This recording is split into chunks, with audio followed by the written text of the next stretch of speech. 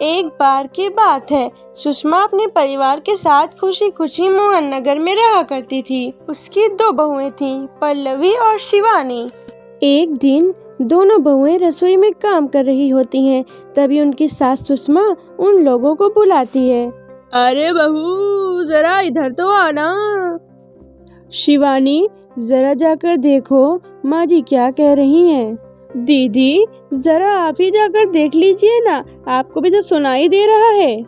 अरे शिवानी, मैं आटा गूंद रही हूँ ना, तुम चली जाओ। हाँ तो मैं भी तो सब्जी काट रही हूँ ना दीदी। अरे बहू, जल्दी आओ। ओफो, ये तो जाएगी नहीं, मैं ही जाकर देखती हूँ कि क्या करना है। पल्लवी सुषमा के कमरे में जाती है और उससे पूछती है, जी मम्मी जी, क्या हुआ? शाम को घर पर कुछ मेहमान आने वाले हैं बहू, तो तुम कुछ अच्छा खाना बना लेना। ठीक है मम्मी जी, आप बता दीजिए क्या क्या बनाना है और कितने लोग आ रहे हैं। सुनील की मौसी जी और उनका पूरा परिवार आ रहा है। कुल मिलाकर 3 लोग और हम लोगों को लेकर कुल 9 लोग हो जाएंगे। तो अभी से ही तैयारी करना शुरू कर दो, घर की सफाई भी कर देना। हाँ, अच्छे से। जी मम्मी जी, सारा काम हो जाएगा अच्छे से, आप बिल्कुल भी चिंता मत करिए। पल्लवी शिवानी को घर में मेहमान आने वाले हैं ये बात बताती है। क्या 9 लोगों का खाना बनाना होगा, घर की सफाई करनी है? बाप रे, सासू माँ ने तो हमें घर की नौकरानी ही समझ कर रखा है। ऐसा नहीं बोलते शिवानी, हम इस घर की बहुएं हैं और यहाँ काम करना हमारा फर्ज है। भाभी तो है ही है सासू माँ की चमची, जब देखो तब सासू माँ सासू माँ। मैं तो इतना सारा काम नहीं करने वाली। शिवानी अब चक्कर आने का नाटक करने लगती है। मेरा सर चकरा रहा है। तभी वहाँ सास और पल्लवी आ जाते हैं। वो लोग शिवानी से पूछते हैं, क्या हुआ शिवानी बहू, क्या हुआ तुमको? अरे माँ जी, पता नहीं क्यों मेरे सर में बहुत दर्द हो रहा है और चक्कर भी आ रहा है। अरे शिवानी, तुम्हें थोड़ा आराम कर लेना चाहिए। अरे नहीं दीदी, घर में मेहमान आने वाले हैं, मुझे आपकी मदद करनी चाहिए। अरे कोई बात नहीं शिवानी, तुम आराम कर लो, मैं सारा काम अकेले कर लूंगी। ठीक है दीदी, अगर आप इतना कह रही हैं तो आराम कर लेती हूँ। शिवानी अपने कमरे में आराम से लेटी होती है और मन ही मन कहती है, इसे कहते हैं आराम की जिंदगी। इतना सारा काम। चलो, सारा काम हो गया, अब जरा शिवानी को देख आती हूँ। जब जेठानी कमरे में जाती है तो वो देखती है कि शिवानी आराम से अपने कानों में ईयरफोन लगाए सो रही है। ओहो, तो ये सब इनका बहाना था।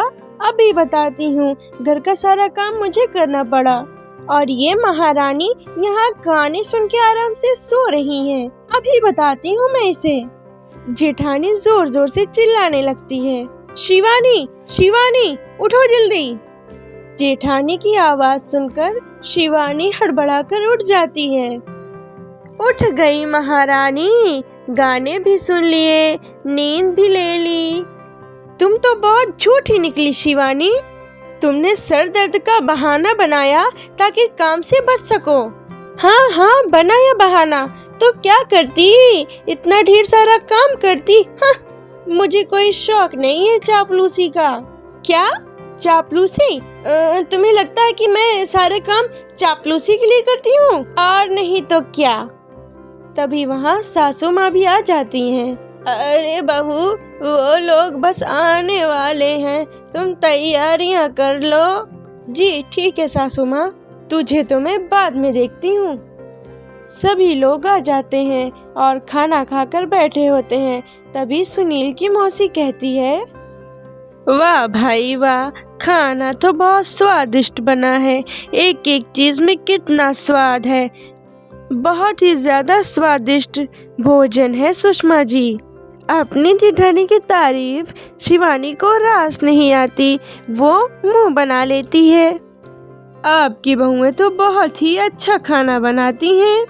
हाँ, बनाती तो दोनों अच्छा ही है, लेकिन आज ना ये सारा खाना बड़ी बहू ने बनाया है। वो क्या है ना, छोटी बहू की तबीयत ठीक नहीं थी, सो इसीलिए। मानना पड़ेगा सुषमा जी, आपकी बड़ी बहू तो बड़ी ही गुणवान है। पल्लवी की तारीफ सुनकर शिवानी को जलन हो जाती है और पल्लवी शिवानी की तरफ देखकर उसे चिढ़ाती है। अब मेहमानों के जाने का वक्त हो गया था। मौसी जी सबके लिए उपहार लाई थी और सबको दे चुकी थी और अंत में वो पल्लवी के पास आई थी। बहू, तुम्हारे लिए पैसों का लिफाफा तो है ही, लेकिन बहू तुम्हें एक और उपहार मिलेगा इतना अच्छा खाना बनाने के लिए। मौसी अपना हार उतारकर पल्लवी के गले में डाल देती है। ये लो बहू, ये मेरे मनपसंद हार है, अब से ये तुम्हारे हुए। धन्यवाद मौसी जी। ये देखकर तो शिवानी पूरी तरह से जल भुन जाती है। गुस्से से शिवानी रसोई में चली जाती है। तभी वहाँ पल्लवी आ जाती है और उसे अपना हार दिखाते हुए कहती है, देवरानी जी, अब आपका सर दर्द ठीक तो हो गया ना? मुझे तो लगता है कि अब आपका सर दर्द शुरू हो गया है।